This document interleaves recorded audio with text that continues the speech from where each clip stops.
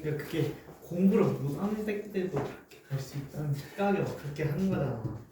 내가 지금 달콤한 유혹에 빠져갖고 해볼까 말까 고민 중이야. 그러니까 이제 지금도 사실 그렇지만 여러분들 아마 내년 있지만 이제 내년에 이제 한 10월 8월인가 되면 무슨 전형 쓸지 진짜 머리 깨질 겁니다. 네. 전형들이 워낙 다양해서요. 맞아요. 아 그냥 아싸리 우리도 약간 농민어 뭐였지? 농어촌 전형? 그거만 썼으면 좋겠다. 농민이라뇨. 근데 저희 집 뒤편에 진짜 그거 있는데 그 뭐냐 그 뭐지? 촌 있는데 그 촌이 어떻게 아니죠? 아니지 우리 동네 있으니까 그게 농어촌은 시작 전에 그럼 잠깐 또 썰을 하나 풀자면, 네. 저가 이제 올 초까지는 이제 고3 재수학원에 있었는데 그 중에 고3 학생이 이제 어제 그제구나 연락이 왔습니다. 자기가 이제 수시인데 어디지 까먹었다 미안해요. 아무튼 101번이래요. 뭔지 알고 있어요? 정말 1번. 네, 한 명 이제 합격 취소, 한 명이 이제 다른 데 가겠다 하면 이제 합격하는 거지. 네, 1번이고 이게 이제 수능 최저 없음. 그래서 자기 지금도 놀겠다는 거야.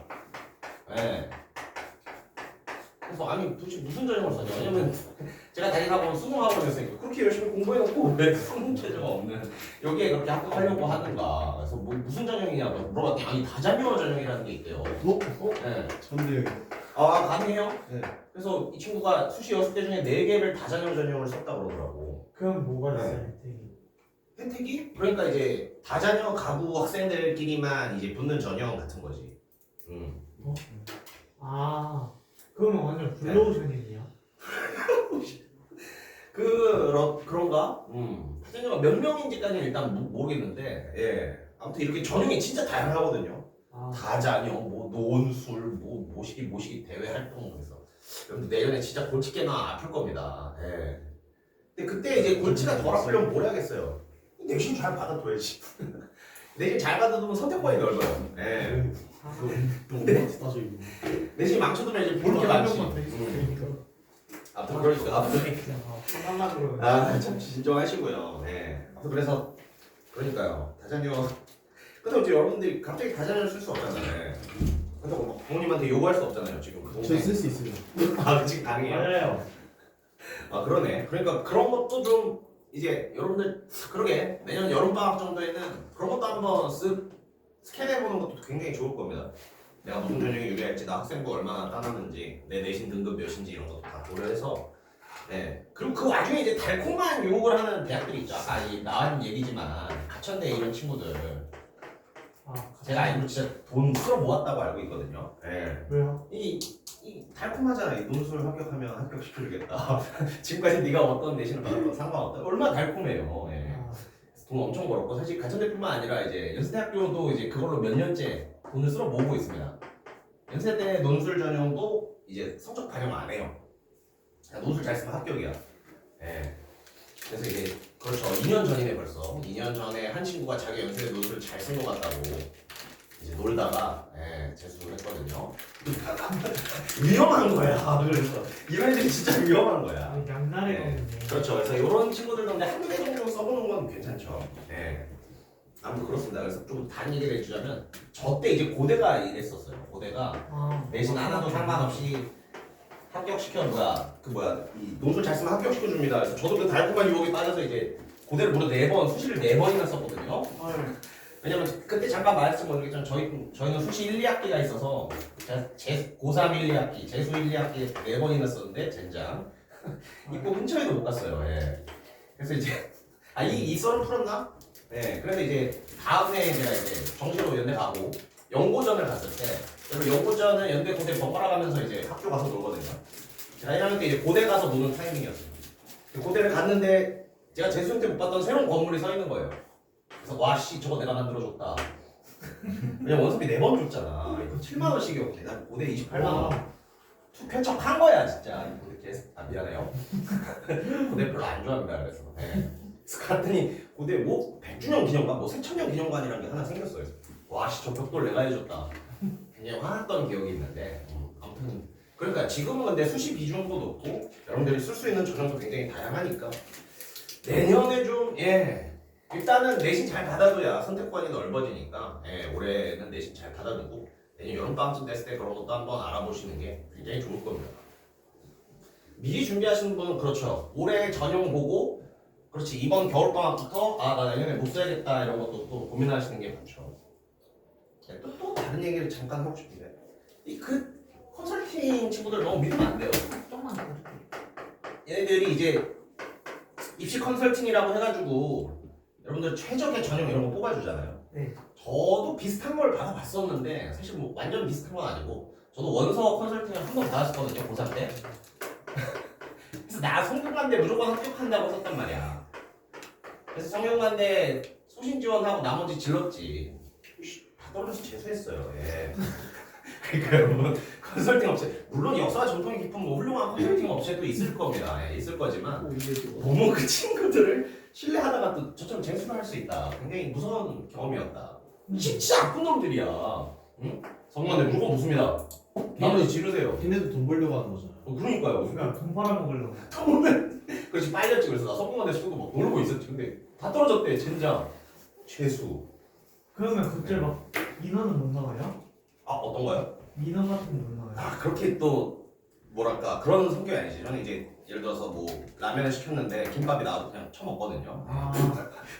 이제 이 컨설팅 문제가 아니라 항상 뭐 나의 잘못이다 이런 어떤 소극적인 자세로 뭐라고 하지 못했었던 슬픈 기억이 있습니다. 네. 이들이 어쩔 수가 없어. 이게 지금 얘기해줄까? 그래서 성균관대 얘 욕이 나왔네. 미안해요. 대기 203번이 나온 거야. 근데 그때 학과를 안 쓰고 계열로 썼거든요. 네. 그러니까 계열이라는 거는 학과가 한 7, 8개 합쳐진 거야. 그래서 한 바퀴 정도 돌면은 그 당시 성균관대 사회계열 썼는데 성균관대 사회계열이 270명인가 그랬으니까 한 바퀴 정도 돌면 혹시 서울대나 서강대 붙은 애들이 나가지 않을까 하고 제가 핸드폰을 준 채로 재수학원을 다녔어요. 네.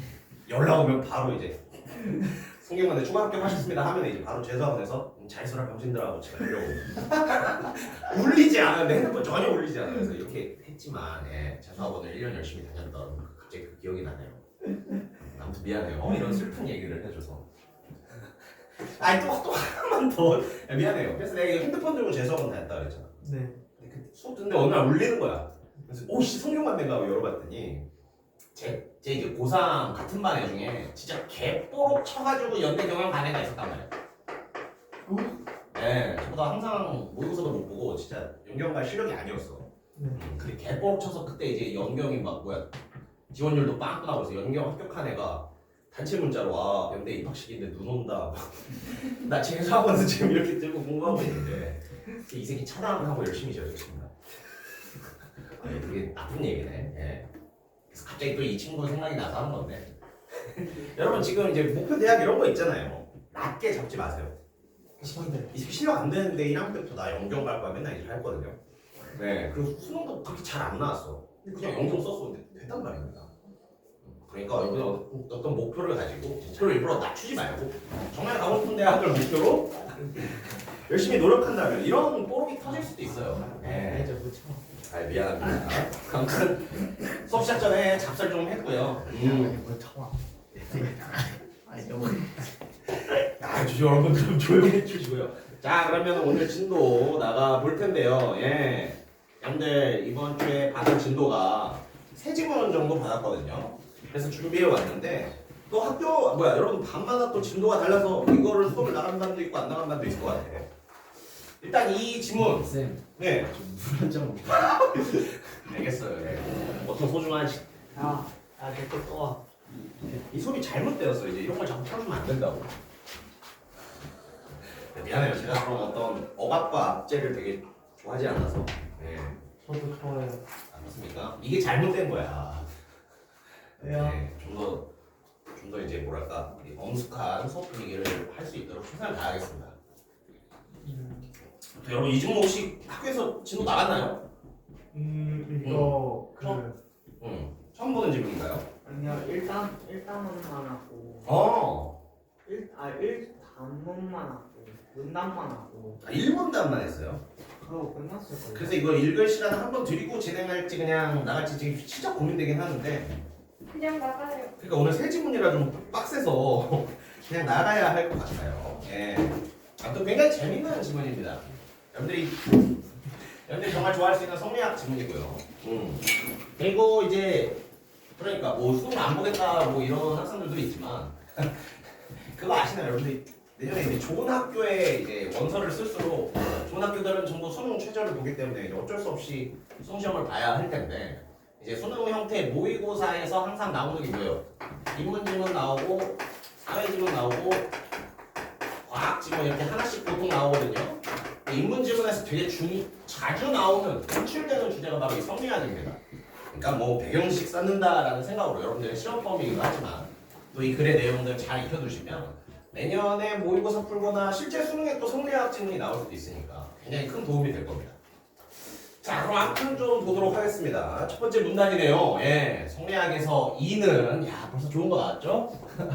그리고 뭐 이는 뭐다 정의를 지금 내려주고 있잖아. 그래서 항상 여러분들 독서 지문에서는 정의와 개념을 소개해주는 문장 잘 체크해야 된다고 했었죠. 여러분 정의를 뭘로 내리고 있나 보자. 모든 사물의 존재 및 생성과 관련된 법칙 원리기를 가리키는 것이다. 모든 사물이 마땅히 따라야 할 기준이다. 읽기가 싫잖아요. 예, 그래서 이건 사실 그 정도는 아닌데 여러분들이 이런 걸 읽을 때 수식어에 좀 가로를 치면 이게 잘 보일 수 있어요. 야, 그럼 어떻게 할 수 있을까? 이는 법칙 원리다. 이는 기준이다. 이렇게 생각하면 좀 쉽지 않나요? 미안해, 안 쉬울 수도 있지. 법칙 원리인데 어떤 법칙 원리야? 사물의 존재 및 생성과 관련된 법칙 원리가 되는 거야. 기준이긴 기준인데 어떤 기준이야? 모든 사물이 따라야 할 기준이 되는 거야. 이런 식으로. 왜냐면 이런 식으로 읽어두면은 나중에 이제 세부사실 묻는 문제에서 여러분들 충분히 예상할 수 있잖아요. 이게 이제 기억치고 밑줄 칠 수 있다고.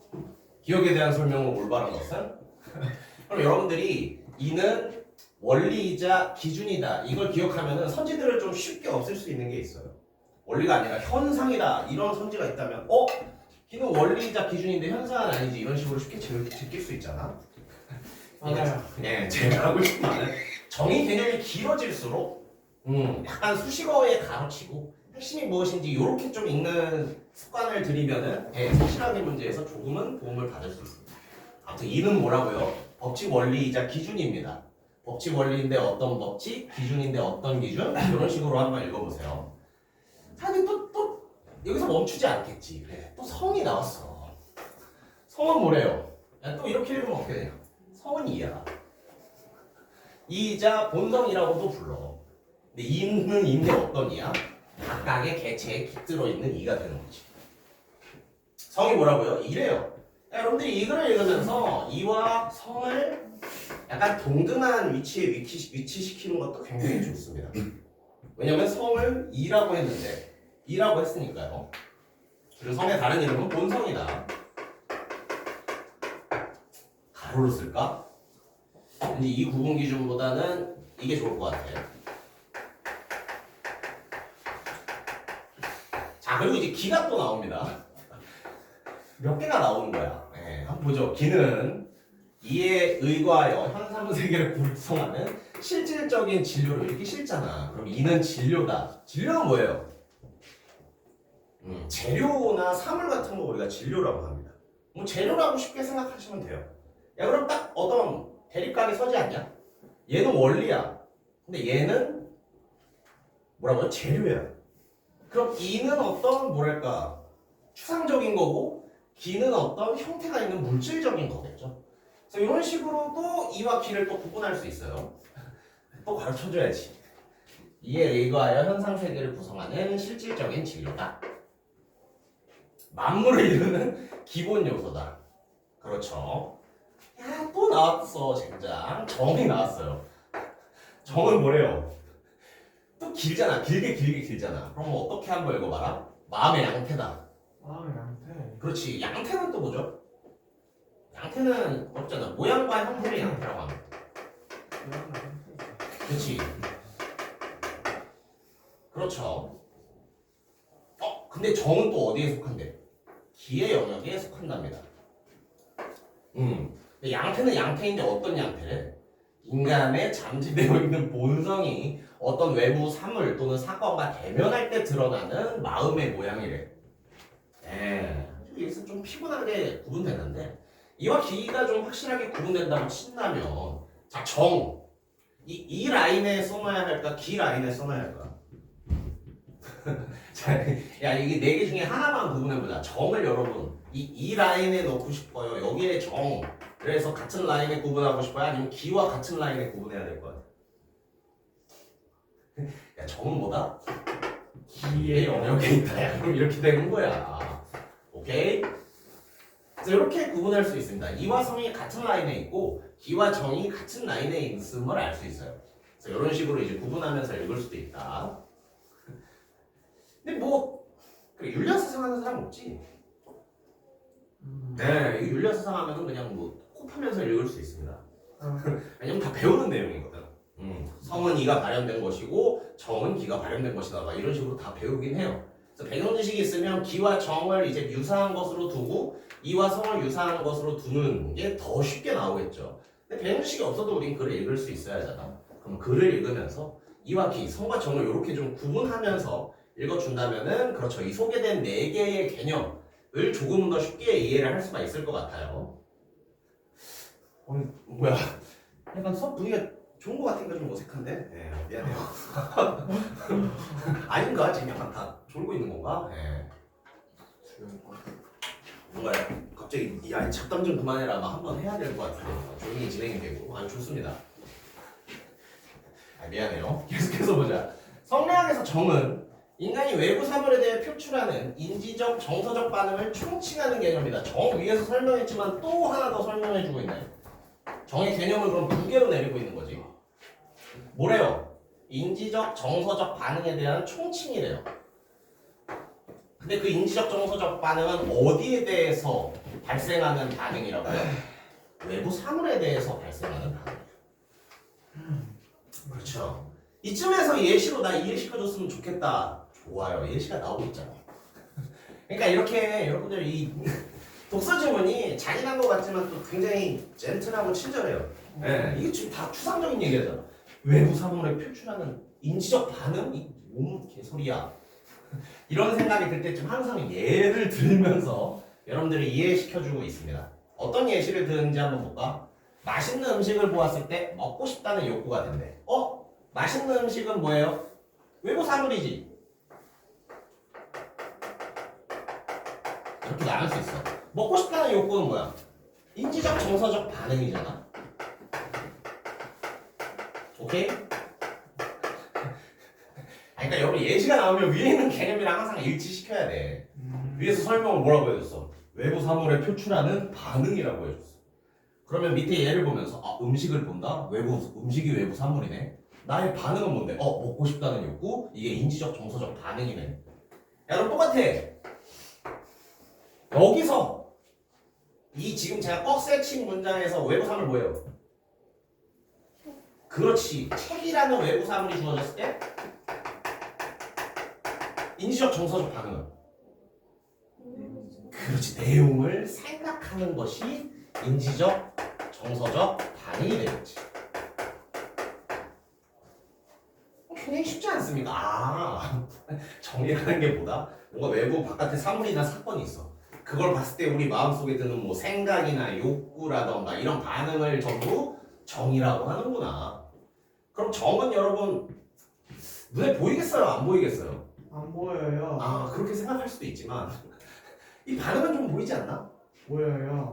물론 반응이니까 추상적이 될 수도 있는데 이제 이 기, 성, 정을 나누면은 이쪽 라인은 좀 눈에 보이고요. 이나 본성 라인은 눈에 잘 안 보이는 원리 같은 게 됩니다. 아무튼 이런 것도 한번 기억해 주시고요. 제가 이걸 왜 말했을까? 다음 문장에 관계가 있기 때문이에요. 잘 봐요. 형체가 없는 이, 그러니까 이는 눈에 안 보여요. 형체가 안 보여. 근데 그것이 현실 세상에서 어떻게 발현되고 보여주냐고. 어떻게 발현된대요? 기를 매개로 발현된대. 즉 이가 기를 통해서 발현이 되는 거예요. 똑같죠? 성은 어떻다? 정을 매개로 현상 세계에 드러나게. 성은 정을 통해서 발현이 되는 거지.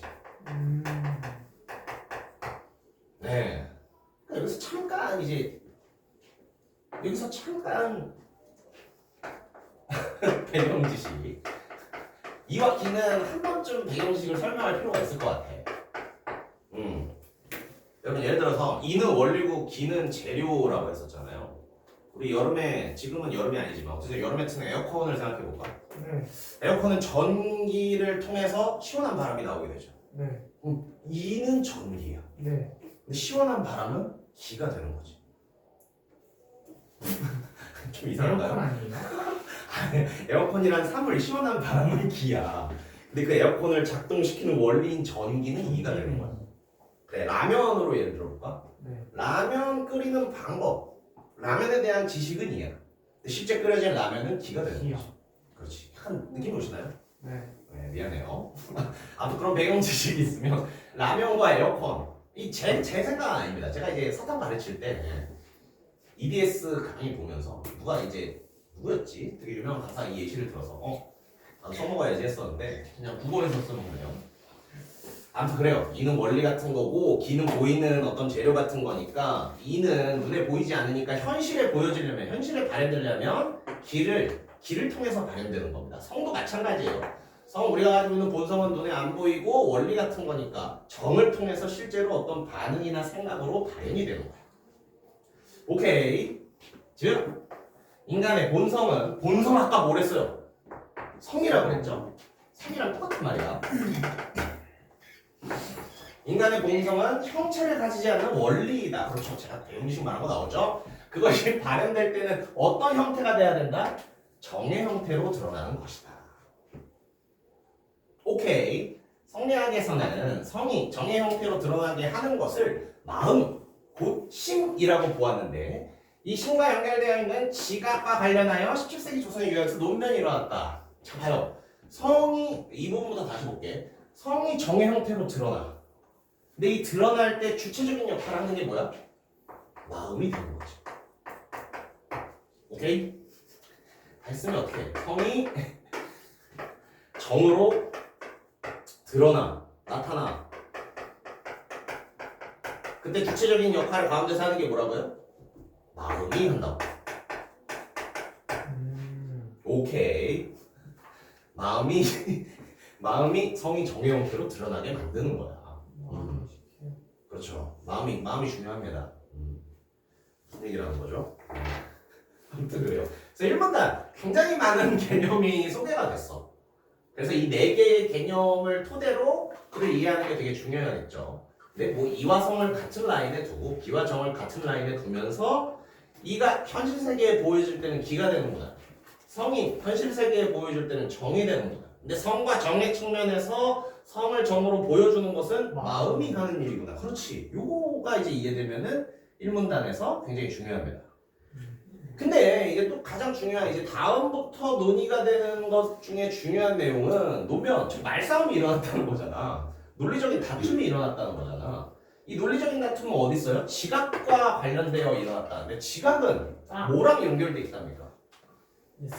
심. 근데 심은 뭐래요? 마음. 그렇지. 그럼 이 마음이 성이 정으로 발현될 때 마음을 통해서 발현되는데 네. 이 마음과 관련된 것이 뭐다? 지각이라는 거야. 지각. 그렇지. 그래서 이 지각과 관련된 논쟁이 이제 이 문단에서부터 드러나게 되는 겁니다. 좋아요. 오케이.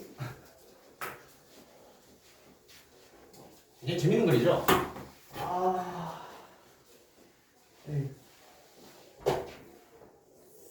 이 문단. 그리고 여러분들 항상 논쟁과 관련된 주제에서는 어떤 논쟁인지를 잘 파악해야 돼. 말 그대로 논쟁의 핵심이거든요. 예. 그러니까 예를 들어서 이제 그렇지. 오늘 중요한 사건이 있습니다, 여러분. 뭐야? 오늘 롤드컵 결승이 있는 날이에요. 맞다. 그러니까 여러분 빨리 4시를 보내고 저 결승 보고 싶긴 한데 괜찮아. 쌤 그냥 제가 빔 프로젝트로 쓰면 안 돼요? 그러면 제가 이제 다시는 수업을 못하고 편안하게 집에서 있게 되겠죠. 이게 CCTV가 있네. 중요한 건 뭐야? 여러분 만약에 이제 그래 페이커가 우승할지 미안해요. 이런 예시를 들어서 미안해요. 잠깐만. 그걸 BDD가 우승할지 뭔가 이런 논쟁이 붙었다고 쳐봐. 그럼 글은 어때? 페이커가 우승하는 이 이유들을 쭉 써온다고. 맞아요. 그리고 BDD가 우승하는 이유를 써온다고. 없어요. 그럼 여러분들이 글을 볼 때는 페이커가 우승하는 이유, BDD가 우승하는 이유 이거에 집중하거든요. 맞아요. 근데 그러다 보면은 이게 뭘 위한 논쟁이었지를 잊어버려요. 맞아요. 네, 그래서 중요한 건 뭐다? 본질을 그렇지, 이 논쟁의 본질이 누구인가? 페이커와 누구냐? BDD 중에 누가 이기는가? 예. 그래서 이걸 항상 머릿속에 떠올려 놓고 있어야 돼.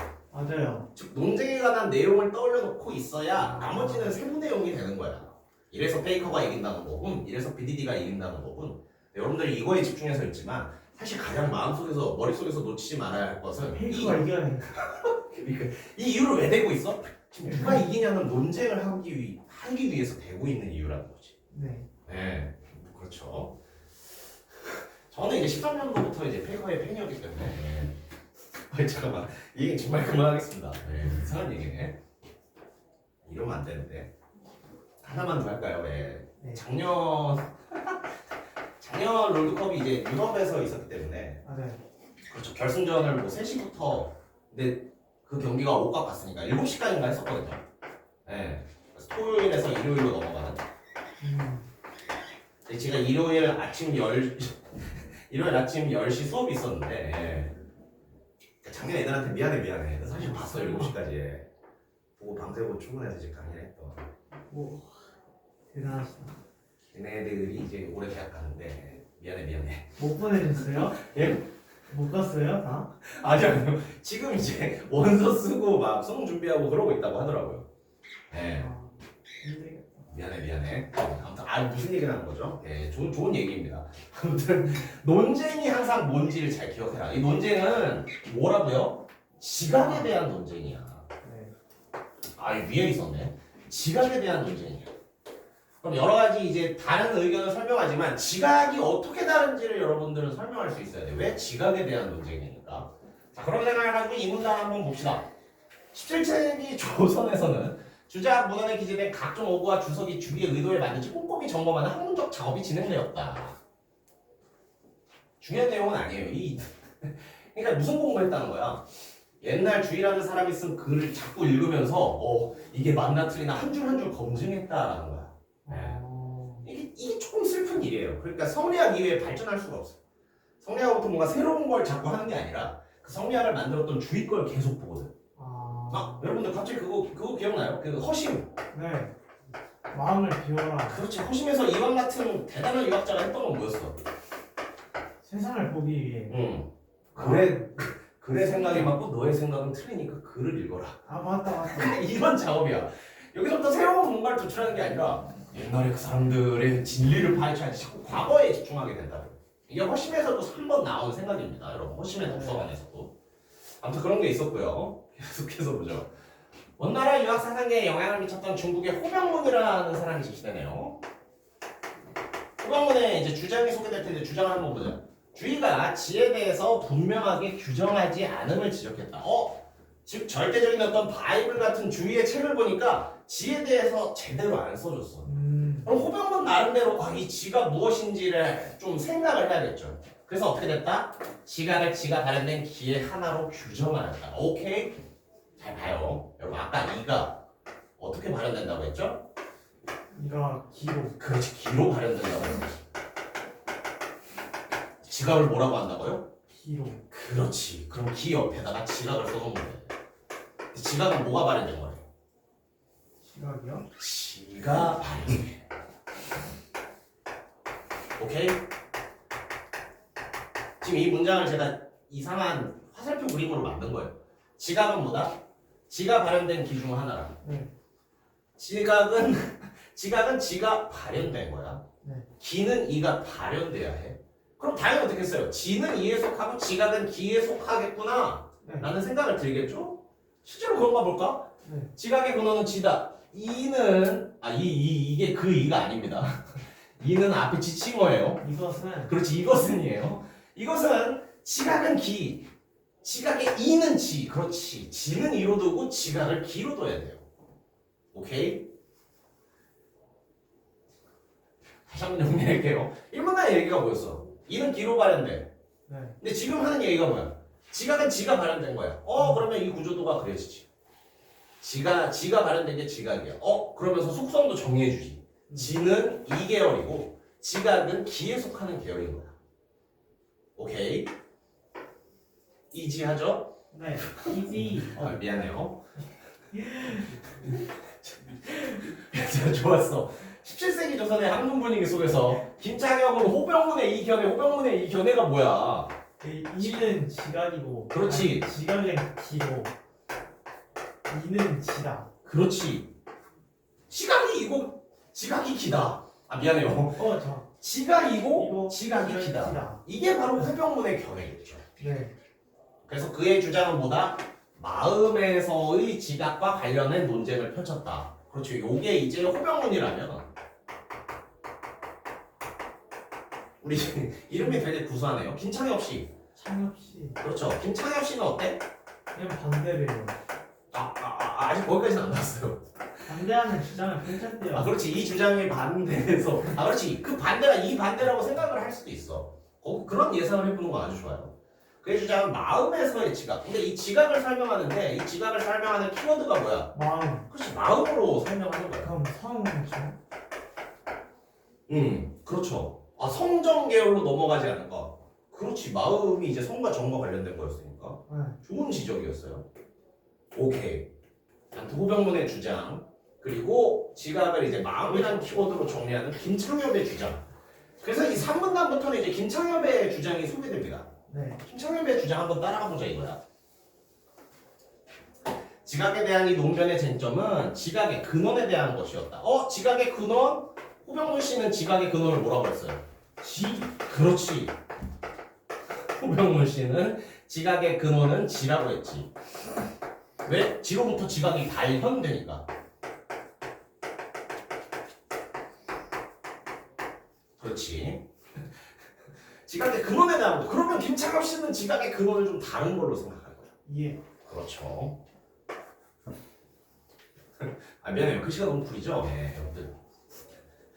좀 판서를 좀 더 성실하게 좀 깨끗이 하겠습니다. 네. 네, 좋아요. 아무튼 여기까지 봤고 계속해서 봅시다. 성리학에서 지각은 힘, 즉 마음이 가지고 있는 감각, 인식, 판단 등과 관련된 능력을 통틀이는 개념이다. 또 정리하고 있네.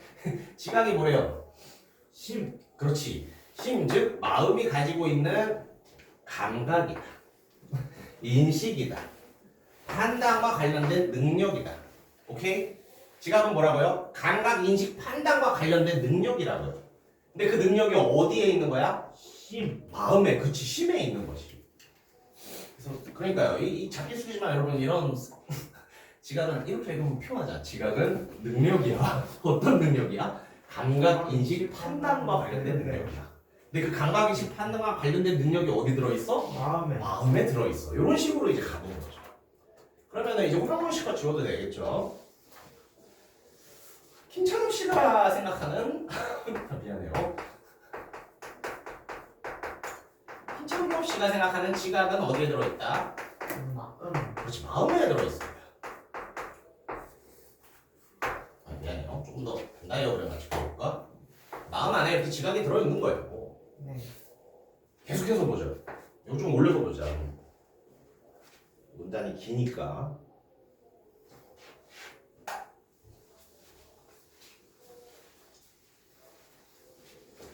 계속해서 봅시다. 김창엽은 마음을 기준에서 또 가장 빼어난 기라고 보는 주자의 입장을 그의 정설로 보았다.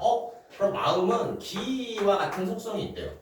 왜냐? 마음은 기 중에서 또 빼어난 기. 이게 주자의 입장인데 그의 입장을 정설로 받아들였다니까. 네. 계속해서 보죠. 이가 현실에서 실현되는 것의 과정을 본성, 마음, 정의의 순서로 생각했대요.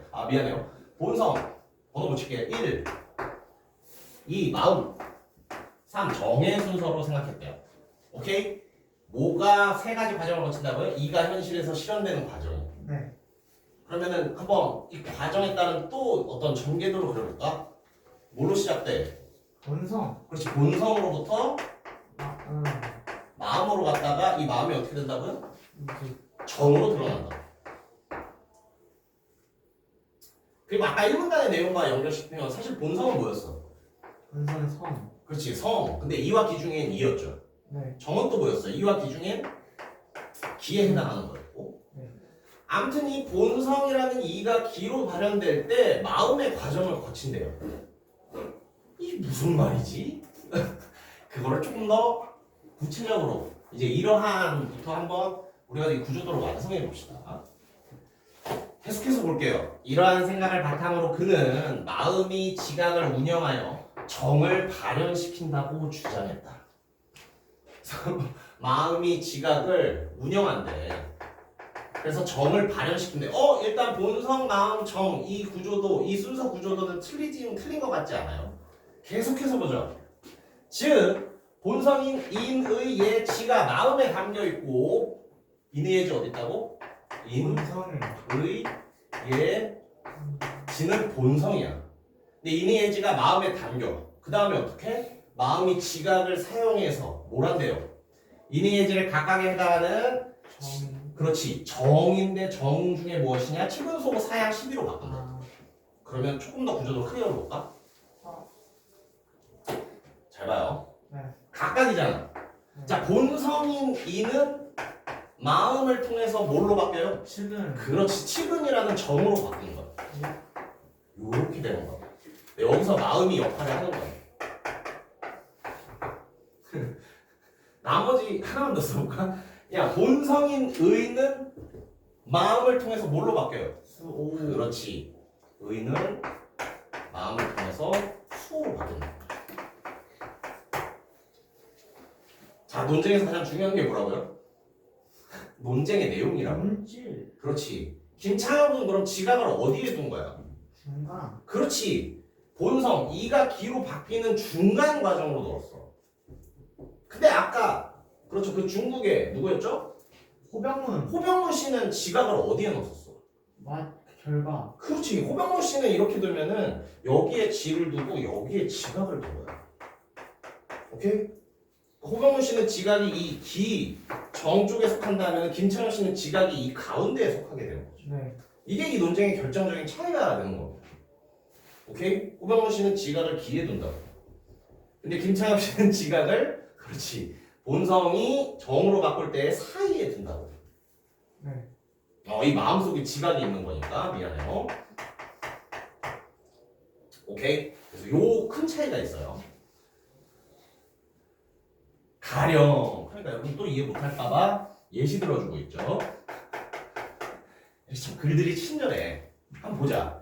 다른 나라를 공격하는 악한 행위를 목격했을 때 마음은 그 안에 담겨있는 본성 중에서 의를 근거로 지각을 운영해 불의를 부끄러워하는 정감인 수호의 정을 발현시킨다. 이게 뭐예요? 악한 행위를 목격한대. 획득하고 그렇지. 목격하면 그 마음 본성 안에서 뭐가 일단 나온다고요? 의가 나온다고. 그럼 의는요 마음의 지각을 통해서 뭘로 발현된다고? 수오로 발현된다. 그렇죠. 뭐 어렵게 설명했지만 아무튼 본성에 속하는 것이 정으로 발현될 때 마음이 역할을 한다. 이렇게 받아들이시면 됩니다. 오케이. 계속해서 보죠. 이러한 입장에서 그는 지각을 마음의 본유 능력으로 봤다. 본유 능력은 뭐예요? 미안해요. 본래 가지고 있는 능력이에요. 그냥 처음부터 가진 능력이라고 보면 돼요. 그럼 지각은 어쨌든 어디에 속하는 거야? 지각은 마음 안에 있는 거야. 근데 아까 호병문 씨는 뭐라 그랬어? 지각은 지가 발현된 거야. 라고 저는 지금 다른 설명을 하고 있지. 맞아요. 오케이. 그래서 어떻게 된다? 지각의 근원은 지가 아니라 이거 지각의 근원은 지다. 이거 누구 생각이었다고요? 호병문 씨. 지각의 근원은 지가 아니라 뭐다? 지각은 마음에 있는 거다. 네, 그렇게 되었습니다. 마지막으로 보죠. 그에 따르면 본성으로서의 지는 옳고 그름의 판단 기준을 제시하는 준칙 또는 근거이고 마음은 지각을 운영하여 시비분별을 시행하는 주관자래요. 이게 뭐야? 본성에 지가 들어있대. 네. 근데 그 본성이 발현된 게 지각이라는 게 이제 호병문 씨의 의견이었잖아. 이게 아니고 어떻다? 12분별을 실행하는 주관자, 마음 안에 있는 12분별을 판단하는 주관자가 된다는 거죠. 네. 주관자는 뭔가를 스스로 한다는 뜻입니다. 네. 그러니까 지각의 하는 일은 뭐라고요? 12분별이 맞는지 그것을 실행하는 일을 한다고요. 오케이. 김창엽 씨가 생각하는. 아 그렇죠. 김창엽 씨의 생각입니다. 네, 그러면은 네. 그 김창엽 씨랑 네. 호병준 씨가 생각하는 지각이 있잖아요. 그러면 그쵸. 김창엽 씨가 생각하는 지각은 원래부터 갖고 있는 거고, 그러니까 선천적인 거고, 그렇게 접근하는 것도 괜찮죠. 호병준 씨는 결과적으로 나오는 거니까 맞아요. 후천성으로 빠지는 거예요. 그럼 선천과 후천. 그 접근도 괜찮은 것 같아요. 왜냐면 호방문 씨의 지각은 지라는 게 발현돼서 생기는 거라면, 네. 그렇지. 김창문 씨의 지각은 마음속에 있는 본유 능력, 원래부터 가지고 있는 능력인 거니까. 쌤, 예. 근데 본성도 이게 마음에 드는 거죠. 본성이요? 저기 써있는 어느 부분이죠? 즉 본성인 인의 예지가 마음에 담겨 있고. 아, 그렇지. 본성인 이인의 예지가 마음에 담겨 있고. 이 부분을 그렇게 보면은. 그래서 이게 약간 제가 사실 미안해요. 가스라이팅 하려고 그랬는데 이게 명확히 또 이렇게 명확히 이렇게 사실 구분되는 건 아니야. 왜냐면 마음을 기라고 했는데 사실 기는 정인데 이 가운데에 넣어 있기도 하고. 그래서 주로 겹치는 부분도 있고 좀 이어지는 부분도 있거든요. 그러니까 간단하게 생각하면 미안해요. 성리학적 배경 지식을 넣어서 생각하면 인의예지는 일단 본성이에요. 근데 본성에 있는 의니예지가 마음을 거쳐서, 즉 마음에 담겨서 지각의 지각의 판별 능력을 가지고 정으로 발현된다고 봅니다. 그러니까 이건 정의 문장이 아니라 어떤 과정을 생각한다고 봅니다. 인의예지가 마음에 담겨 있다는 정의가 아니라 과정으로 보면 돼요. 인의예지는 본성이라 그렇지. 이쪽에 있는 건데 마음으로 담기는 과정을 거쳤다가 정으로 발현된다. 이런 식으로. 네. 그러니까 아마 이게 수능특강이 아니라 모의고사 질문이었으면 이 부분을 살짝 수정했을 겁니다. 살짝 오류처럼 느껴지거든요. 다른 부분이랑. 네. 그래서 여러분이 이해할 때는 그렇지 이게 정의 문장보다는 과정을 설명하는 문장이다. 이렇게 생각하면 좀 그래도 편해질 것 같아요. 좋은 질문이었어요. 나도 이거 읽으면서 이 부분은 약간 다른 부분이랑 좀 배치되네. 약간 느낌이 있긴 있었어. 그래서 이거를 정의가 아니라 그냥 과정 중에 있는 문장이라고 본 거죠. 좋습니다. 예, 오늘 이 독서열이 아주 뜨겁네요. 미안해. 어색한 칭찬하려다 보니까 이상해진 것 같아요. 왜요? 아닙니다. 지금 이 질문이나 어떤 나오는 얘기들이 다 괜찮아요. 예, 여러분들 이 글을 좀 잘 그래도 좀 이해하고 있는 것 같거든요. 또 다른 얘기를 하자면 독서를 잘하면 정시 생각해봐도 돼. 독서 하나만 보고요? 그럼요. 독서가 어렵고 문학은 어떻게 만들어지거든요. 아무튼 그래요. 왜냐면 수능 문학은 사실 독서처럼 풀 때 잘 풀리는 경우도 많거든요. 여러분 아무튼 지금 독서 굉장히 좋아요. 그러니까 이제 다시 이제 내신 느낌으로 넘어가서 이 잘 이해한 걸 바탕으로 복습을 좀 여러 번 하셨으면 좋겠습니다. 그래서 시험 때는 글의 내용은 이제 당연히 좀 머릿속에 있고 좀 이제 문제를 끝까지 좀 빨리 풀 수 있도록. 그러면 아마 시험 점수들 더 잘들 나오실 거예요. 아무튼 좋습니다. 어디까지 했었죠? 그래서 여기부터 보자. 그에 따르면 즉 이 문단의 밑에서 네 번째 줄이네요. 여기 했었나? 네. 그러네요. 주관자이다까지 했었네. 네. 즉 지각이란 뭐야? 마음속에서 뭔가 일을 하는 애야. 근데 어떤 일을 해? 12분별. 그렇지. 12분별에 관련된 일을 하는 친구야. 네. 오케이. 이러한 그 입장은 현상 세계에서 이해 실현이 기의 작용에 의해서 이루어진다는 성리학적 입장과 부합한다. 성리학적 입장이 뭐라고요? 이는 기로서 그렇지 이루어져. 맞잖아요. 본성은 정으로 발현돼. 그때 일을 하는 게 마음의 지각이야. 그래서 이와 기가 발현되는 이 과정을 원본 성리학이랑 되게 잘 맞춘 과정이라고 하는 거지. 그래서 김창엽이 조금 더 원본 성리학의 입장과 부합한다. 예를 들어 인이라는 이는 그렇죠. 여기 하나 나왔지. 인, 본성, 이에 속하는 친구죠. 어떻게 된다고요? 마음이라는 기의 작용에 의해 마음, 지각의 작용에 의해 어떻게 된다? 측은 그렇지. 기의 작용에 이루어진다. 뭘로? 측은으로 이루어진다. 측은 맞나요? 네. 아래 있어요. 미안해요. 측은의 정의 현실 세계에서 이루어진다. 오케이. 이렇게 보면 됩니다. 좋아요. 근데 뭐 조금 더 한 번 더 정리를 하자면 다 똑같은 건 아니지만 본성은 정으로 발현됩니다. 네. 그리고 이는 기로 발현돼요. 그럼 본성에 속하는 아까 이 밑에 예시로 가자. 뭐라고요? 인의 예지. 인의 예지 중에 마지막에 예시가 뭐였지? 측은. 측은이었지. 네. 인이 측은으로 바뀌는. 인. 그러면 이 본성에 속하는 이는 기, 정, 현실 세계에 발현되려면 측은. 측은이 돼야 되잖아. 근데 김창엽 씨의 주장은 이 가운데서 누가 무슨 일을 한다? 마음에 있는 시각이. 그렇지. 마음 안에 있는 지각이라는 친구가 네. 희비분별 역할을 한다. 네. 그러니까 얘네가 얘로 넘어가기 위해선 얘를 거쳐야 된다는 거죠. 네. 오케이. 뭐 이런 식으로 마지막으로 정리할 수 있을 것 같아. 좋습니다. 그래서 이제 마지막 문단 남았네요. 마지막 문단 봅시다. 마음과 지각에 대한 김창엽 씨의 주장은 본성과 정을 객체, 마음을 주체. 어때요? 이쪽들이 객체가 되는 거야. 그러니까 글러리. 그렇지. 글러리. 얘는 어떤 뭔가 만들어진 뭔가 원리와 물건인데 뭔가 지배를 받는 거고 실질적으로 이들을 바꾸는 주체는 누구라고요? 그렇지, 얘가 주체가 되는 거죠. 근데 이게 여러분들 이걸 어떻게 해석하고 있어요? 마음의 위상을 부각시킨다고 했잖아. 네. 이게 왜 마음의 이상을 부각시키는지. 그러니까 독서 시간에 그냥 얘네를 객체로 두고 가운데 마음을 주체로 두는 게 마음의 이상을 부각하는 거구나 이렇게 갈 수도 있지만 배경 지식이 있으면 이게 좀 이해가 되는 게 성리학자들한테 이 중에 가장 중요한 건 뭘까? 이해예요. 원래 성리학자들은 이 왼쪽에 환장해요. 왜요? 이가 세상의 원리니까. 이로부터 모든 게 시작된 거니까. 이게 이론론, 이게 이론론.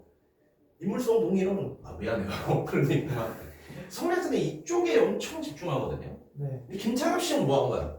어떻게 보면은 이 본성, 정, 이와 기 둘 다 객체로 놓고 마음을 주체로 놓고 이 마음에 되게 힘을 실은 거야. 네. 그러니까 이 의견이 어떻다? 마음의 위상을 부각하는 입장이 돼. 네. 배경지를 다음에 이렇게도 생각할 수 있어. 남들과 달라갖고 그렇게 생각한 거예요. 그렇죠. 그러니까 일반 성리학자들은 이 본성 이쪽을 되게 중시하는데 김창엽 씨는 어때? 가운데에 있는 얘한테 주체를 두고 나머지는 객체라고 뒀다. 그러니까 오히려 이 가운데 마음을 엄청 중요시하는 거지. 그게 뭐다? 마음의 위상을 부각시키는 거다. 김창엽 씨는 마음 빠돌이인 거야. 네, 미안해요.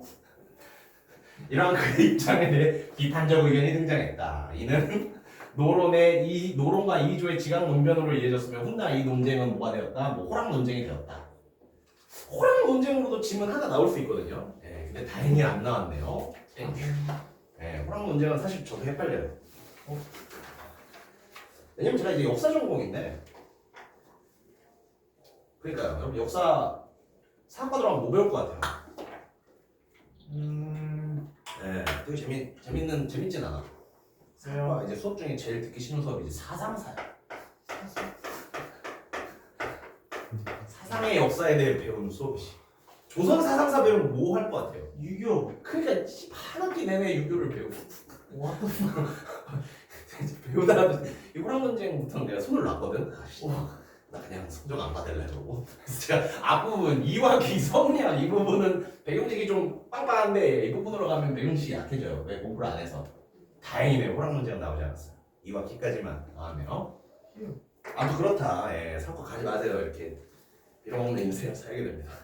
아니 무슨 얘기를 하는 거지? I'm sorry 여러분. 어쨌든 미안해요. 오늘 약간 나 자꾸 맛이 강한 것 같은데 약간 좀 하이한 상태가 돼가지고 이상한 말들이 튀어나와가는 것 같은데 예, 다 알아두시고 여러분 1, 2번 답 기억나실 수도 있겠지만 지금 한번 그래도 간단히 한번 풀어보실래요? 그렇지 안 되겠어요.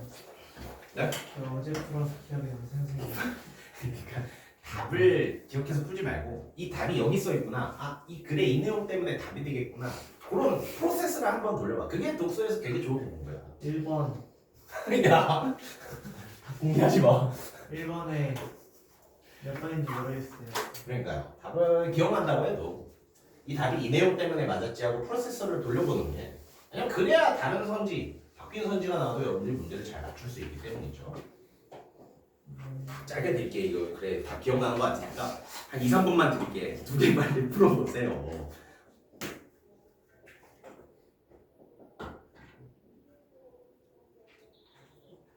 맞네요.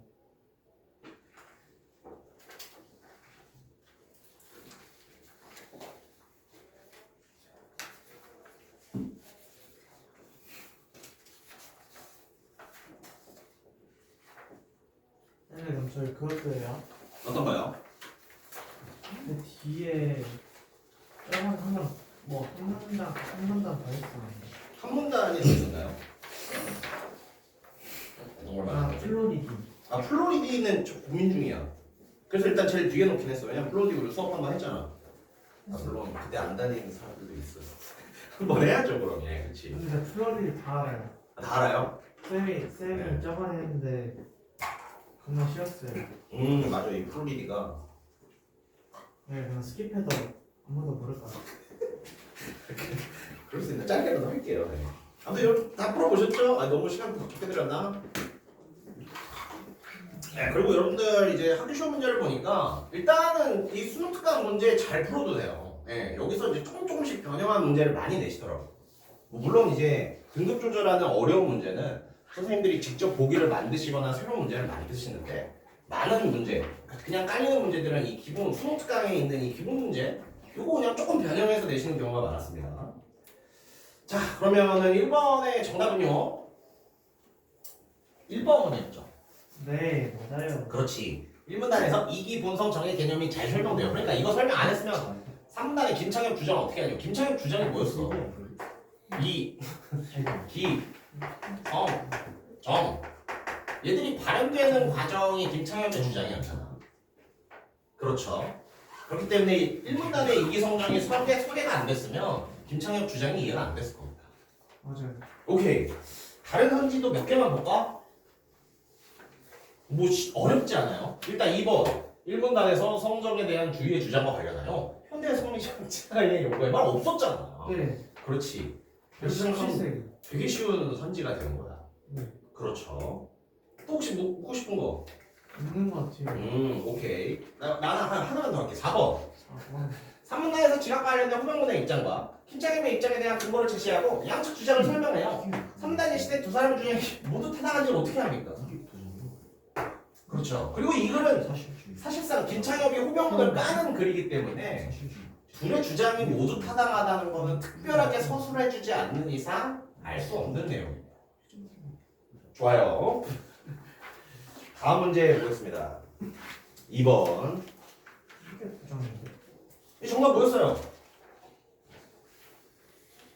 5번이요. 네, 정답은 일단 5번 맞습니다. 한번 보죠. 이희조라는 친구가 소개됐어. 야, 그러니까 이게 가장 여러분 인문관에서 어려운 거야. 우리가 본문을 통해서 지금 소개된 사람이 호병문과 김창엽 두 명이었죠. 근데 보기에서 또 한 명 더 주는 거야. 아, 그러니까 얘도 파악해야 될 뿐만 아니라 본문의 김창엽도 알고 있어야 이거 풀리는 문제라는 거죠. 이런 건 아마 이제 선생님이 반드시 활용하고 싶은 문제가 될 겁니다. 아무튼 2조의 이 개념을 보죠. 2조는 지각이 곧 정이라고 주장했다. 자, 아니 괜히 지었네. 이가 기로 발현된다고 했었죠. 그리고 뭐요? 성, 본성은 뭘로 발현된다고요? 정. 그렇지. 정으로 발현된다고요. 근데 이 사람 이희조 씨 지각 어디에 넣었어요? 정. 그렇지. 호병문 씨. 그렇지. 호병문이랑 비슷해요. 근데 호병문이랑 똑같아지려면 지를 여기에 넣기까지 해야 돼. 네. 그렇죠. 예, 일단 김창엽 씨랑 다른 점은 김창엽 씨는 뭐였어? 성, 마음 안에 있는 그렇지. 지각, 그렇지. 정 혹은 기. 그러니까 이 둘의 차이인 거야. 이게 이희조 씨, 이게 김창엽 씨가 되는 거지. 저는 요거 그려놓고 이제 문제 풀면 됩니다. 아니 혹시 모르니까 또 볼게요. 그는 추리를 알고 배고픔을 느끼는 감각, 인식의 발현이기 때문에 이들을 뭐라고 봐야 된다? 정. 아 그래서 지각이 정이라는 거야. 지각이 뭐랬어요? 외부에 대한 어떤 감각 인식이다. 그래서 이 지각은 정이다. 발현된 것이다. 계속해서 보죠. 이는 지각이 정이면 지각이 적이고 정이면 모두 지각이라는 입장을 나타낸 것이다. 지각이 정이면 모두 지각. 모라일체구나. 그러니까요. 지각과 정을 거의 좀 일치시키고 있어. 우리 이희조 씨는 지각을 정해 놓을 뿐만 아니라 지각과 정을 거의 일치시키고 있습니다. 결국 이희조의 지각은 정과 구별되는 마음의 고유한 영역으로서의 지각이 아니다. 자, 잘 봐. 정과 구별되는 마음의 고유한 영역으로서의 지각. 이건 누구 의견이었어? 이거 김창 고유한 영역, 그치. 마음의 고유한 영역의 지각? 이게 김창엽 씨의 의견이지. 그의 주장은 마음의 주체적 능력을 인정하지 않는 것이다. 마음의 주체적 능력 인정 누구였어? 이거 창엽 씨. 이것도 김창엽 씨였지. 네. 주관자인데. 그렇죠. 김창엽은 지각은 마음에 있는 고유한 능력이야. 지각은 마음은 주체적이야. 네. 이거 둘 다 까는 거야 이희조 씨는. 왜? 지각을 정과 동일시함으로써. 지각을 이렇게 가운데 있는 주체가 아니라 정이랑 그냥 결과인 정이랑 동일시함으로써. 그럼 정답은 뭐가 된다? 5번. 지각이 마음의 존재야. 잘 봐요. 그리고 이 문제 잘 봐야 돼. 김창엽이 할 수 있는 말이야. 그럼 뭐겠어요? 이거 틀렸어! 라는 말을 하고 싶겠지. 맞아요. 왜냐면 이 글이 이희조 씨 입장에서 김창엽 씨를 까는 글이니까. 맞아요. 김창엽 씨는 뭐라고 반론을 할까? 야, 지각은 마음의 존재야. 김창엽 씨 이름 맞잖아. 지각이 마음의 존재야. 이의 실현이 마음이라는 기의 작용에 의해 이루어질 수 있습니다. 그리고 이게 마음이라는 기, 그렇죠. 본문에서는 마음도 기 중에 하나라고 좀 소개를 하긴 했었죠. 빼어난. 그렇지. 기 중에서도 굉장히 빼어난 기가 마음이다. 이게 정확합니다. 혹시 또 물어보고 싶은 건지? 왠지 선생님이라면 4번을 또 하실 것 같아요. 그러니까 4번 하려고 했어요. 왜냐면 내가 처음 읽을 때 이거 세모 쳤었거든. 왜 세모 쳤을까요? 모두 주체라 했는데 객체 네. 주체가 있어요. 그러니까 난 사실 읽으면서 이 주체 세부 내용 까먹었어. 나는 그냥 이거에만 집중했지. 마음이 주체다 이 내용 까먹었었거든. 그래서 나 여기 일단 세모 쳤는데 그래요. 제가 헷갈리니까 4번 한번 볼게요. 지각과 정의 구별이 있어야 지각과 본성이 모두 주체로서의 위상을 가질 수 있습니다. 아까 주체 뭐라 그랬어요? 그렇지. 마음이 주체고 성이고 정이고 전부 객체라고 했습니다. 이게 김창엽 씨의 이론이었지. 네. 그럼 성은 본성이랑 똑같은 거니까 맞아요. 본성은 주체가 되나? 지각만 주체로서의 위상을 가지는 거지. 근데 애초에 위상을 가질 수 있는 거는 네. 그 지각밖에 안 되니까 네. 본성을 지워버려도 되잖아요. 본성을 지각과 정액으로 했어야 본성이 모두까지 지워야 문장이 성립하지 않나? 모두까지 다 지우면은 그렇죠. 그렇게 하면 돼요. 이렇게 하면 또 성립하는 문장이 되죠. 오케이, 좋습니다. 약간 노잼이잖아. 예. 문제 몇 개만 더 풀어볼까요? easy. 그러면 여러분 넘겨서 7, 8번 우리 한번 풀어봅시다. 이건 이제 성감에 있는 내용을 가지고 만든 문제, 변형 문제, 응용 문제예요. 지금 7, 8번만 한번 풀어보십시오. 나머지는 뭐가 될까? 숙제다. 상품적 개념이 뭐예요? 선험적은 본유랑 되게 비슷해. 처음부터 가지고 있다. 경험하지 않아도 가지고 있다는 내용. 선이 먼저 선이에요? 그렇죠. 험은 경험이야. 험은 경험. 그러니까 경험을 안 해도 가지고 있는 것, 즉 처음부터 가지고 있는 것이라는 뜻이. 이게 본유. 나름 어려운 문제예요. 네.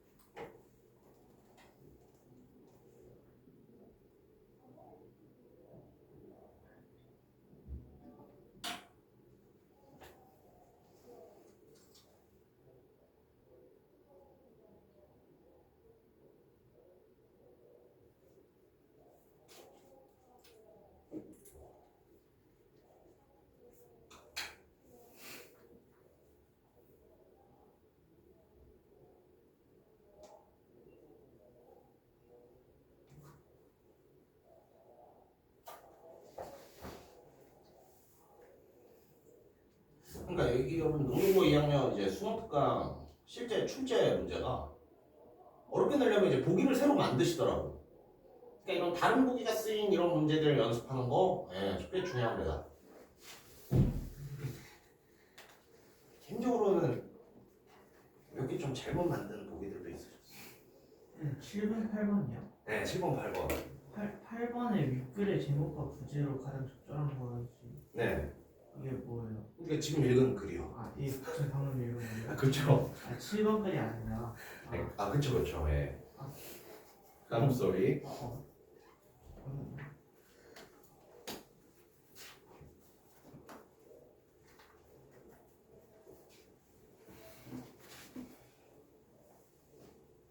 와, 쌤, 다 풀었어요.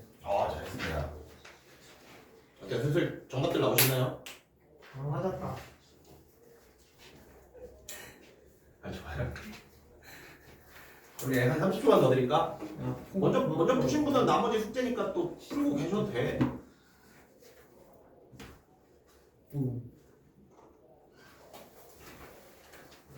오케이, 그럼 한번 보겠습니다. 복수는 쉬워.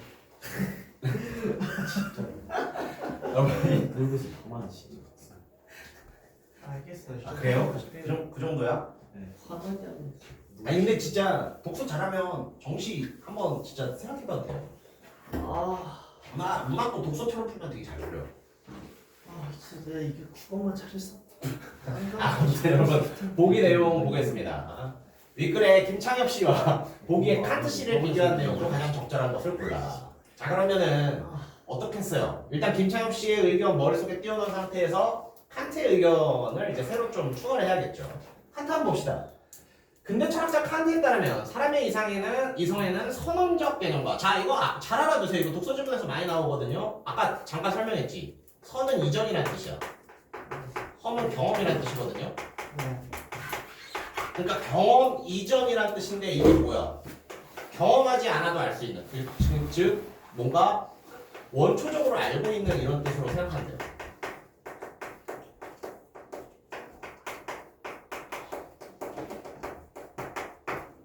여러분 생각해보세요.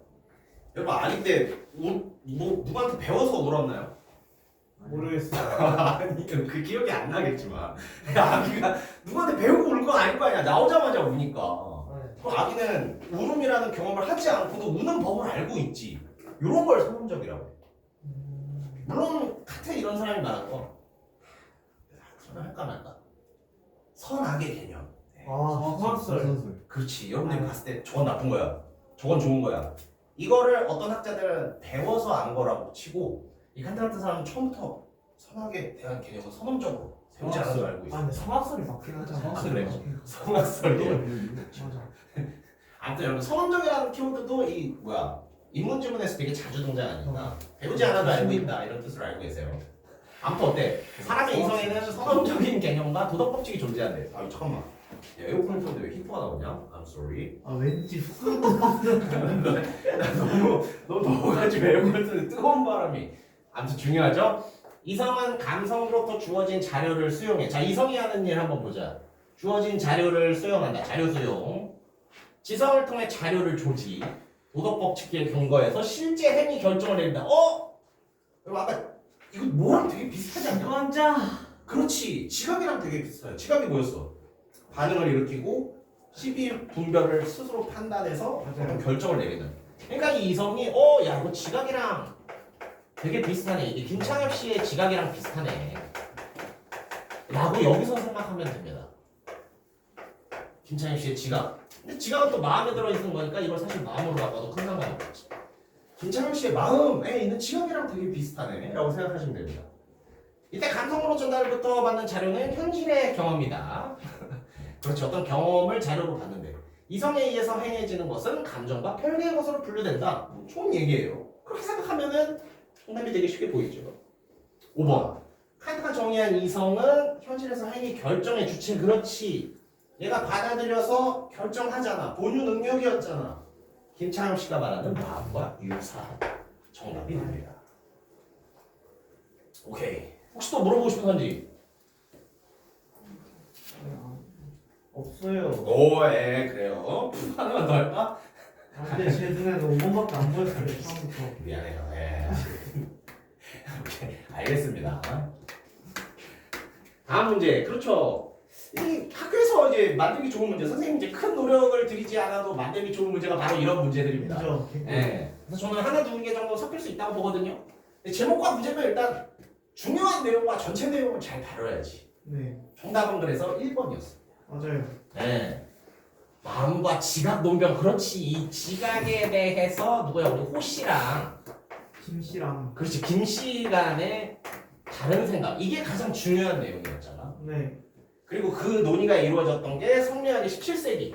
그래서 지각을 쟁점으로 뒀다. 뭐 그렇죠. 그래 가장 중요한 내용을 다 설명해 줄 수 있는 굉장히 좋은 제목과 부제가 되는 거죠. 맞아요.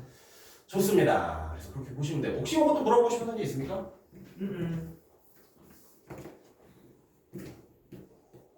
예, 좋습니다. 나머지는 이 너무 지엽적인 내용이거나 막 글에 없는 내용이 되게 됩니다. 그래서 여러분 제목과 부제를 뽑을 때는 중요한 내용 혹은 전체 내용을 잘 설명해 줄 수 있는 걸 뽑으면 돼요. 좋습니다. 지금 시기는 조금 그렇고 미안해. 네. 다음 거 한 문단만 하고 싶까? 선생님 저희 쉬쉬하고서 그러면 안 돼요, 여러분. 그러니까 아니 그래 약간 분위기 뜬 것 같은데 내가 썰을 하나 풀려면 아니 자꾸 썰 풀어서 미안한데 제가 그래 작년에 이제 고3 재수 학원에 있었잖아요. 왜? 그때 이제 종합학원이라 수학선생님이 세 분이 계셨거든요. 그거 좀 뭐야? 네. 근데 어느 날 비반 선생님 수학을 듣는 애들이 저희 선생님 좀 바꿔달라고 요구를 한 겁니다. 왜요? 그래서 왜 물어보니까 이 비반 선생님이 2시간 수업을 하는데 10분 설명을 했대. 이게 무슨 소리예요? 그러니까 문제 풀라고 시키고 자기 뒤에서 막 와 미친. 게임하고 미친 월급부터. 심지어 어떤 애는 문제 풀라고 시키고 밥을 먹고 왔대요. 애가 문제를 다 풀었는데도 밥을 다 못 쳐먹어서 애가 그냥 가만히 이렇게 기다렸다는 거야. 선생님 그 선생님 싫다 옮겨달라. 이거 어떻게 했어요? 이게 이러면 안 돼. 우리끼리 협의해서 쉬고 이러면은 이게 여러분들이 나중에 이제 뭐랄까 나를 돌아봤을 때 그렇지 이렇게 평가할 수 있다고. 무슨 말을 하는 거지? 저희는 그렇게 평가 안 해요. 아 그래요?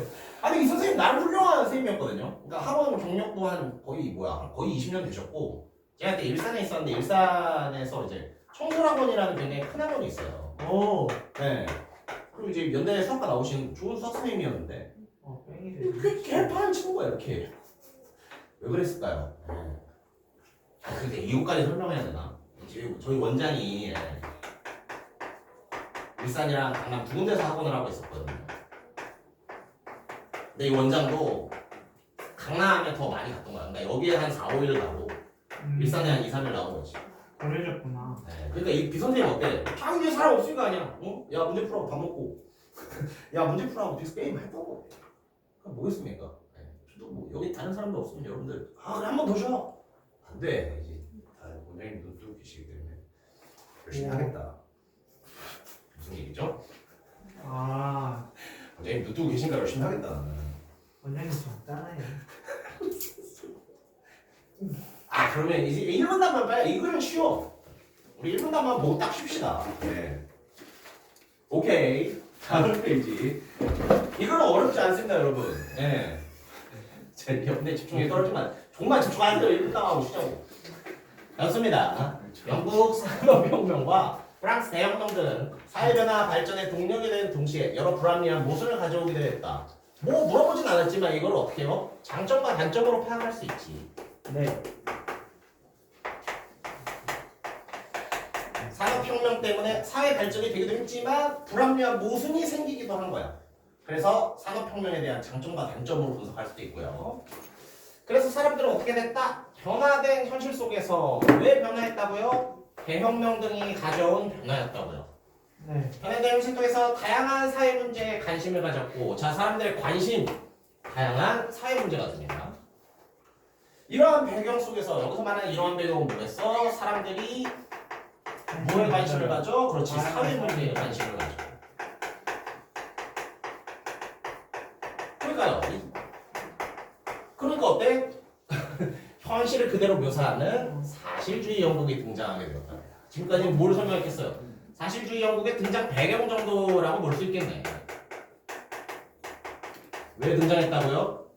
사람들 사회 문제에 관심을 그렇지. 혁명이 가져온 여러 단점들을 사람들이 집중하게 되면서 사회 문제가 많군 관심을 가진 거야. 그러니까 연극 쓰는 사람들도 어떻게? 사람들이 사회 문제에 관심이 많으니까 사회 문제를 현실적으로 보여줄 수 있는 사실주의 연극을 만들어야지가 된 거예요. 그렇죠. 그래서 사회주의 극작가들은 프랑스 학자 오기스트 꽁트의 영향을 받았대요. 이름이 재밌네요. 꽁트. 아마 그 꽁트일 겁니다. 우와 사람 이름이 어떻게 꽁트야? 어떻게 사람 이름이 꽁트, 어떻게 사람 이름이 엄준식. 미안합니다. 우리 집중형을 그냥 하니까 자꾸 다른 얘기를 하게 되잖아요. 네, 미안해요. 네. 근데 분들이 근데 어떻게 엄준식이라는 사람을 알고 있죠? 네. 짤. 밈 같은 건가요? 사라졌잖아요. 그렇죠. 그러니까 죽었어요? 제가 이제 엄준식이 한참 유명할 때 이제 인생 직업 던지던 시기여가지고 이제 헐. 공부 안 하고 맨날 인터넷 방송만 이불 속에서 쳐볼 때였는데 그렇죠. 그래서 저는 그 밈을 알고 있는데 어디 갔어요? 네? 저도요. 중국 갔어요. 엄준식은 살아있습니다. 어디 갔어요? 저도 모르겠어요. 지금 약간 뭐 한다 그랬지? 얼핏 듣기로는 그냥 돈을 워낙 많이 벌어서 그냥 논다고 들었는데요. 헐. 네. 그 정도요? 아무튼 중요한 얘기는 빨리 1분 다 끝내자. 콘트는 무슨 얘기를 하려는지 까먹었잖아. 우리 눈에 보이는 가시적인 사건들은 과학적으로 논증되어야 하며 그럼 꽁트가 중요하게 생각하는 거에 좀 번호 붙여볼까? 눈에 보이는 가시적인 사건들. 그렇지. 일단 꽁트한테 중요한 건 과학적 논증이야. 우리의 사건들은 논증이 되어야만 해. 두 번째, 사건의 인과관계가 명확히 설명되어야만 해. 야 그러면은 여러분들 연극 만드는 사람인데 과학적 논증과 인과관계를 되게 신경 쓴다고 해봐요. 그럼 연극이 어떻게 나올까? 고퀄리티. 그렇죠. 어떤 품질로 보면 그렇지만 굉장히 사실적인 연극이 나온 거야. 오케이. 그래서 꽁트가 신경 썼던 이 두 가지 기억해 주시고요. 이러한 관점에 따라 사실주의 극작가들은 개인의 감정에 충실한 자유로운 서사 전개보다 이게 중시하지 않았다는 거죠. 뭘 중시했다고요? 합리적 구성. 그렇지. 합리적 구성, 명확한 인과관계, 다른 논리적 전개. 한마디로 이 사람들이 추구하는 연극은 뭐야? 말이 되는 거. 정말 논리적인 거. 예를 들어서 그래 사람이 맞았어. 누가 나를 와서 팍 쳤어. 논리적인 인과관계라면 다음 장면 뭐 해야 돼요? 때려요. 그렇지. 나도 왜 때려하고 때리는 게 맞아요. 논리적이지. 그렇죠. 그런 것들도 되게 신경 썼단 말이야. 제가 최대한 객관적 태도를 유지하려고 하였답니다. 나도 이 무슨 게 아닌데. 좀만 더 집중해 주시고요. 또한 현실에서 발생하는 여러 사회 문제를 보여주기 위한 방편으로 현실 사회 속에 살아가고 있는 인간의 모습을 어떻게 그린다? 객관적으로, 사실적으로 재현하는 걸 굉장히 중요시 여기는 거지. 즉 이들은 어떻다? 자신이 살고 있는 시대를 면밀하게 관찰함으로써 그 시대의 모습을 중요한 표도 나왔네요. 진실하게 나타내는 게 가장 중요해. 이처럼 사실주의 극작가들은 예술의 본질이 뭐다? 외적 현실을 모방하는 객관적 재현입니다. 그러니까 이 사람들 연구에서는 갑자기 사람이 하늘을 날고 그러면 안 됩니다. 왜? 논리적이지 않으니까요. 근데 목적을 생각해봐. 이것도 항상 중요해. 왜 사실적으로 보여줘? 사실적으로 보여줌으로써 얻는 효과가 뭐야? 그러니까 왜 그렇게 객관적이고 사실적으로 논리적으로 보여줘? 가장 진실하게 나타나려 했어요. 그치. 근데 뭘 가장 진실하게 나타내고 싶어요? 인간은 무슨? 정확히는 사회 문제를. 사람들이 사회 문제에 관심이 많았대잖아. 근데 현실을 제대로 보여줄수록 사회 문제를 잘 보여줄 수 있다고 보죠. 오케이 좋습니다. 이제 여러분들이 집중력이 바닥난 것 같으니까 여기까지 쉬는 시간 한번 드리겠습니다. 나도 힘들다. 쌤 근데 몸이 푸근해져갖고 그러니까 죄송해요. 이 난방이 I'm sorry. 문좀 열어놓고 나가드릴게요. 네.